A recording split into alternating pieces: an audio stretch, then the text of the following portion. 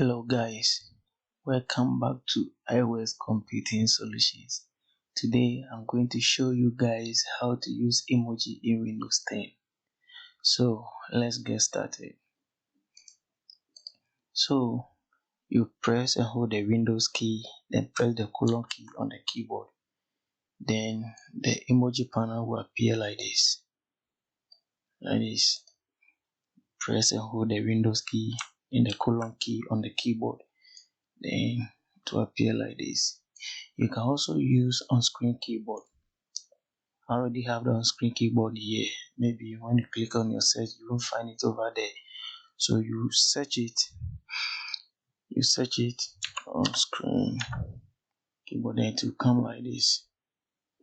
So when it appears, click on Windows key, then colon key on the keyboard, then your emoji panel will appear. Alright. You can also do the same when typing in Microsoft Word.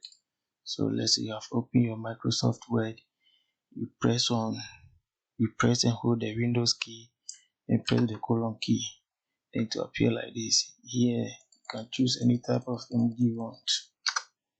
Yeah. So you can also do it or do the same input when searching something on the web. So let's say this is your browser.